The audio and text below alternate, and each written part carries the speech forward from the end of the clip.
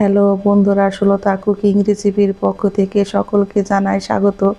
আজকে কিন্তু আমি মুরগির মাংস আর ভাতের চাল দিয়ে রান্না করব একদম পারফেক্টভাবে ঝরঝরে খিচুড়ি। সবাই আমার কাছে রিকোয়েস্ট করেছে আমার হাতের খিচুড়ি এত মজা হয় কেন, সেই সিক্রেট রেসিপিটা আমি কিন্তু একদম রেস্টুরেন্টের মতো রান্না করে দেখাবো। হোটেল রেস্টুরেন্টে যেরকম খিচুড়ি রান্না হয় সেই রকম পারফেক্টভাবে, আর একদম ঝরঝরে খেতেও হয় কিন্তু অসাধারণ মজার। চলে যাব প্রস্তুত প্রণালীতে। আমি এখানে কিন্তু ভাতের চাল নেব 4 পট। 4 পটের থেকে অল্প একটু বেশি, কারণ আমার ঘরে কিন্তু সবাই খিচুড়ি খেতে পছন্দ করে।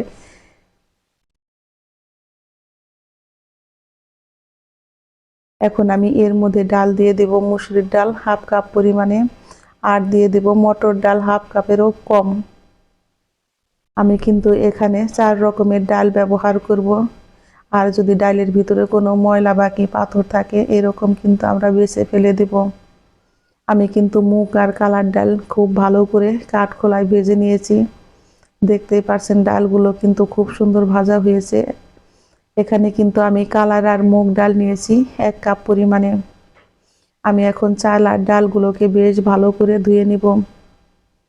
চাল ডাল বেশ ভালো করে ধুয়ে আমি জল ঝরিয়ে রেখে দিব আধা ঘন্টা। আমি কিন্তু এখন চুলায় একটা হাঁড়ি বসিয়ে দিব। হাঁড়িটা আমার গরম হয়ে গেছে। এখন আমি দিয়ে দিব পরিমাণ মতো সাদা তেল।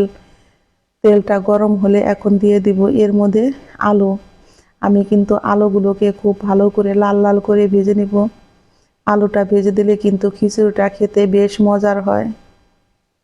আমার ছেলেদের তো আলু ছাড়া চলেই না, সেই জন্য আমি এখানে কিন্তু বেশ কিছুটা আলু লবণ আর হলুদ দিয়ে এইভাবে আমি লাল লাল করে একটু ভেজে নিয়েছি। আলুগুলো আমার ভাজা হয়ে গেছে, আমি এখন তুলে নিব। আলু ভাজা তেলের মধ্যে এখন দিয়ে দিব পেঁয়াজ। পেঁয়াজগুলোকে কিন্তু আমি ব্রেস্তা করে নিব। পেঁয়াজটা ভালো করে আমি ব্রেস্তা করে নিব। আর এই তেলেই কিন্তু আমি খিচুড়ি রান্না করব।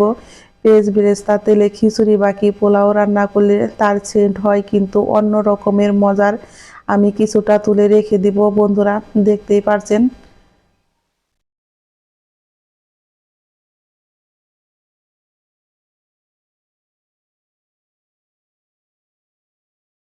আর বাকি পেঁয়াজগুলো কিন্তু আমি এইভাবে আবারও একটু লাল লাল করে ভেজে নিয়েছি। এখন আমি এর মধ্যে দিয়ে দিব একটা তেজপাতা, একটু জয়ত্রী, দারচিনি আর এলাচ। এগুলো দিয়ে আমি কিন্তু আবারও 2-3 মিনিট এইভাবে একটু ভেজে নেব। এখন আমি দিয়ে দিব রসুন থেতো। রসুনটা কিন্তু আমি শিলপাটায় থেতো করে নিয়েছি। বন্ধুরা অবশ্যই এই খিচুড়িতে রসুন থেতোটা দিবেন, তাহলে দেখবেন খিচুড়ির সেন্ট আসে অন্যরকম। এখন আমি দিয়ে দিয়েছি বেশ কিছুটা পরিমাণে কাঁচামরিচ বাটা, আর দিয়ে দেব আমি আদা রসুন বাটা 4 টেবিল চামচ। এখানে আমি ধনিয়া আর জিরা কিন্তু বেটে নিয়েছি, এগুলো আমি দিয়েছি 3 চা চামচ পরিমাণে। এখন সমস্ত মশলা কিন্তু আমি বেশ ভালো করে 2 থেকে 3 মিনিট মিডিয়াম টু লো আঁচে কষিয়ে নিব। এখন আমি দিয়ে দিব 1 কেজি চালের জন্য 3 চামচ পরিমাণে লবণ।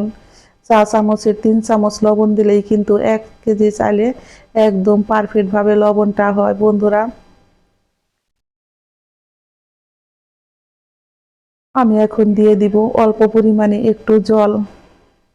জলটা দিয়ে আমি কিন্তু এর মধ্যে হলুদ আর মরিচের গুঁড়াটা দিয়ে দিয়েছি বন্ধুরা।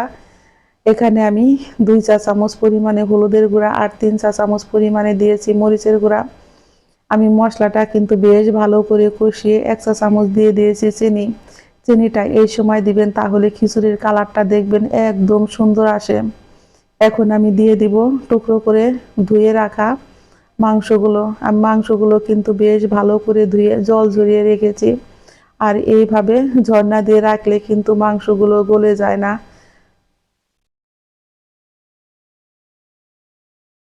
আমি এখন চুলার আঁচটাকে মিডিয়াম টু লোতে রেখে মাংসগুলোকে কিন্তু বেশ ভালো করে কষিয়ে নিব।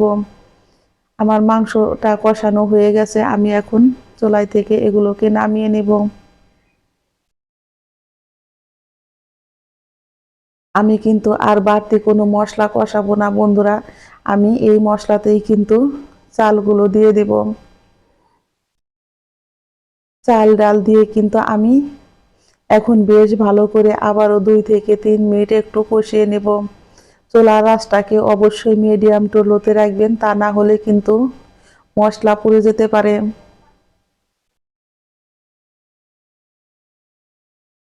আমি চাল আর ডালটাকে কিন্তু বেশ ভালো করে 3 থেকে 4 মিনিট কষিয়ে নিয়েছি।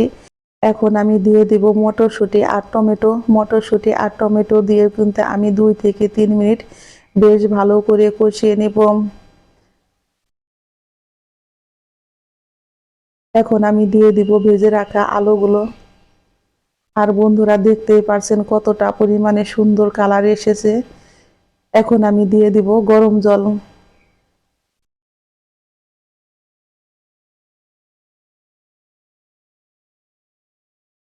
আমি কিন্তু পরিমাণ মতো জলটা দিয়েছি। এখন জলটা দিয়ে কিন্তু আমি একটু নেড়ে দিয়ে দেব বেশ কিছুটা পরিমাণে আস্ত কাঁচামরিচ। আমি এখন ঢাকনাটা দিয়ে রান্না করে নিব। আর চুলার আঁচটাকে কিন্তু এখন 4 থেকে 5 মিনিট একটু বাড়িয়ে দেব। বন্ধুরা অবশ্যই মনে রাখবেন, যখন বলক চলে আসবে তখন কিন্তু জালটা কমিয়ে দিবেন। যারা নতুন গৃহিণী তারা তো জানেন না, কিন্তু যারা পুরাতন গৃহিণী তারা অবশ্যই জানেন।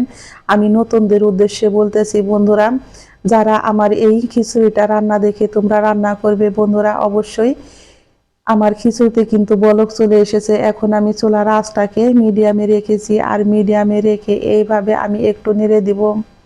বন্ধুরা বলে বোঝাতে পারবো না, আজকের খিচুড়িটা এতটাই পরিমাণে মজার হয়েছে। দেখতেও যেমন সুন্দর হয়েছে, খেতেও হয়েছে কিন্তু অসাধারণ মজার। এইভাবে যদি খিচুড়ি রান্না করে কাউকে খাওয়ান বন্ধুরা, সে কিন্তু আপনার প্রশংসা করবে, এতটাই পরিমাণে মজার হয়।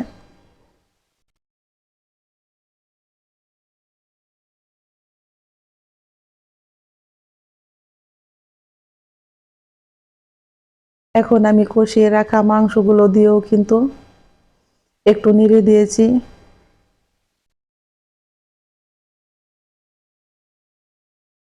আমি আবারও ঢাকনা দিয়ে ঢেকে 10 থেকে 15 মিনিট রান্না করে নিব। এখন আমি দিয়ে দিব ভাজা জিরার গুঁড়ো 1 চা চামচ পরিমাণে, আর দিয়ে দিব ভাজা গরম মশলা। গরম মশলাটা কিন্তু আমি ঘরেই তৈরি করেছি। আর এই খিচুড়িতে গরম মশলা আর জিরা দিলে কিন্তু খিচুড়িটা অন্যরকম মজার হয়। অবশ্যই বন্ধুরা খিচুড়িতে গরম মশলা আর জিরাটা দেওয়ার চেষ্টা করবেন। এখন আমি বেশ ভালো করে একটু নেড়ে ঢাকনা দিয়ে ঢেকে রান্না করে নেব 10 থেকে 15 মিনিট বন্ধুরা। চুলার আঁচটাকে কিন্তু আমি এখন একদম লোতে রেখে দিব, কারণ লোতে রেখে দিলে খিচুড়িটা কিন্তু একদম পারফেক্ট ভাবে ঝরঝরা হবে। আমি এখন দিয়ে দিব 1 চামচ পরিমাণে গোলাপ জল, আর দিয়ে দিব 1/2 চামচ পরিমাণে কেওড়া জল। এটা আপনারা যে কোনো মুদির দোকানেই পাবেন। এখন আমি দিয়ে দিব ভেজে রাখা পেঁয়াজ বেরেস্তা, আর দিয়ে দিব আমি 1 চা চামচ পরিমাণে ঘি। এখন সমস্ত উপকরণ দিয়ে কিন্তু বন্ধুরা আমি এইভাবে একটু নেড়ে দিব, আর নেড়ে দিয়ে কিন্তু একদম দমে বসিয়ে দিব আবারও 10 মিনিট। এখন কিন্তু আমি আর ঢাকনাটা বন্ধুরা খুলবো না। আর দেখতেই পারছেন বন্ধুরা, খিচুড়িটা কিন্তু আমার একদম পারফেক্ট ভাবে ঝরঝরে হয়ে গেছে। আর খিচুড়িটাও কিন্তু আমার চালটাও কিন্তু নরম হয়েছে, আলুটাও কিন্তু নরম হয়ে গেছে বন্ধুরা, দেখতেই পারছেন। দেখতে যেমন সুন্দর হয়েছে, খেতেও হয়েছে কিন্তু দারুণ মজার। এই পর্যায়ে আমার খিচুড়ির রেসিপি যদি বন্ধুরা একটু হলেও ভালো লেগে থাকে, অবশ্যই একটা লাইক করবেন, কমেন্ট করবেন, এবং যারা আমার নতুন বন্ধু আছেন তারা আমাকে একটা সাবস্ক্রাইব করতে ভুলবেন না। আমার নতুন এবং পুরাতন সকল বন্ধুদের জানাই আমি অসংখ্য ধন্যবাদ। ঝটপট তৈরি হয়ে গেল বন্ধুরা মুরগির মাংস দিয়ে আমার খিচুড়ি। সকলেই ভালো থাকবেন, সুস্থ থাকবেন।